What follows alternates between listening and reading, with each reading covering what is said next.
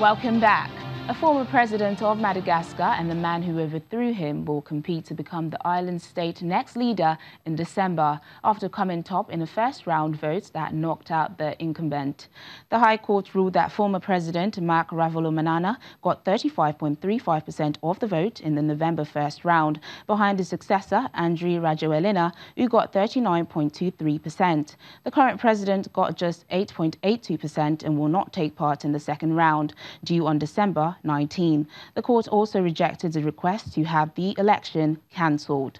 Madagascar is hoping for the second peaceful election since 2009, when Ravalomanana was forced out of office by protests led by Rajoelina in what the African Union and other international organizations said was a coup.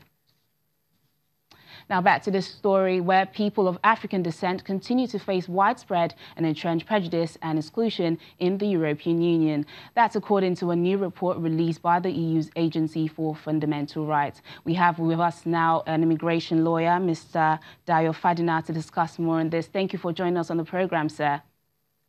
Oh, good afternoon. Thanks for having me. Right. So what do you make of this report? Well, considerably worrying. Sad, but I'm not quite surprised that we still have this kind of situation in sort of the so-called civilized Western countries.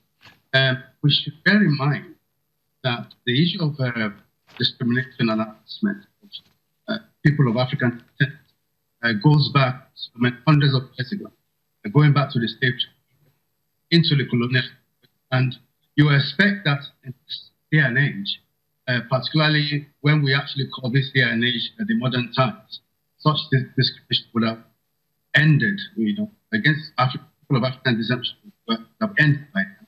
But unfortunately, that's not the case. Well, Mr. Dayo, the report identified illegal police profiling as part of the problem overall. Respondents rate their trust in the police at 6.3 on a scale of from 0 to 10, and this undermines trust in law enforcement. How can the trust be renewed? Oh, well, the trust situation right now is very, very, very worrying and very concerning. You see, when a particular people, particularly people of African descent, when they've actually been through a situation whereby they've been discriminated against for so many years, and they hope that a system that claims to have a proper judicial system and procedures in place is not truly and really doing anything about it, of course, that trust will be corroded and eroded totally. And that's the situation we face at this point in time with so many EU countries that these African people are living. It's a very, very concerning situation. Well, the report also shows racism as the cause of the entrenched prejudice against Africans. How can this issue be tackled, especially with the rise of populist leaders in Europe? Well, I think the first thing we need to start doing, to be honest, as Africans living in many of these EU countries, is to ensure that any form of discrimination or harassment against any member of that community should be reported to the police. That's the first thing.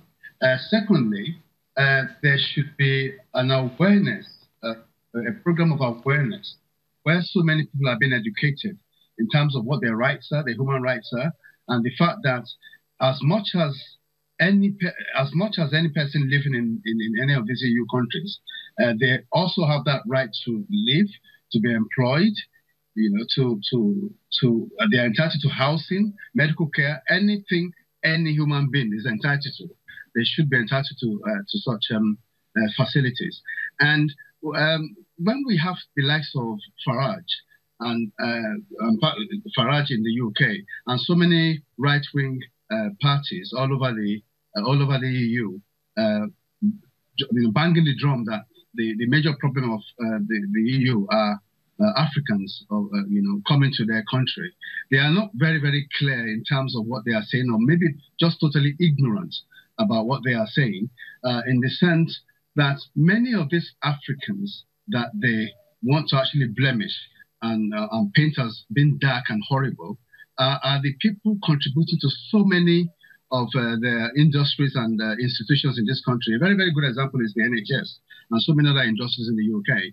So we really need to start highlighting that very particular situation in many of these countries and make sure that awareness is propagated and the awareness is actually made very, very clear to the authorities concerned, particularly the police, who have that duty to ensure that discrimination and harassment should not be happening at all.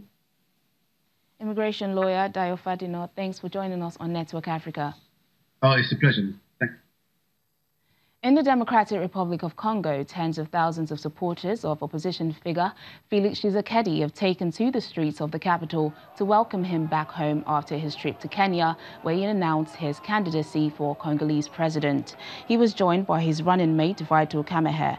The two politicians pulled out of an agreement made 2 weeks ago by 6 opposition leaders in Geneva to back a compromise candidate for the 23rd December election, saying that their supporters were not happy with businessman Martin Fayulu.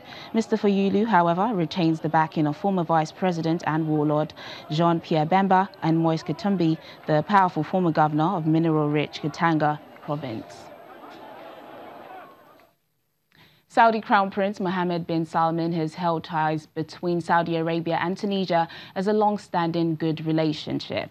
His comments come as hundreds of Tunisians staged their first protest of the Arab world against Saudi Arabia's Crown Prince as he arrived for his visit, denouncing him as a murderer involved in the killing of Saudi journalist Jamal Khashoggi.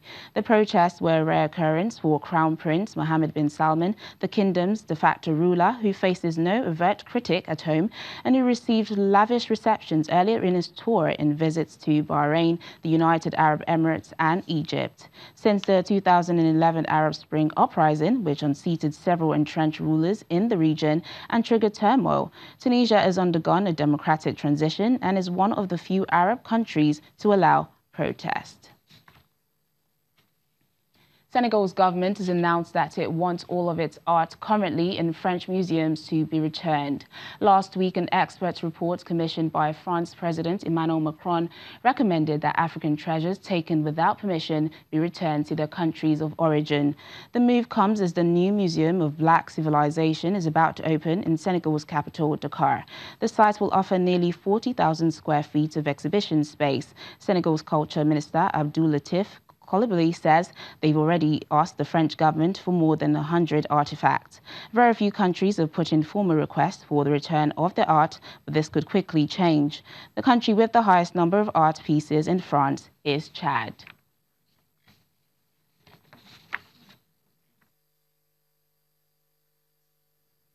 Finally, on the program, clown on stilts and trampoline artist entertained Britain's Prince Harry when he visited a youth circus in Zambia, which is supported by one of Queen Elizabeth's charities.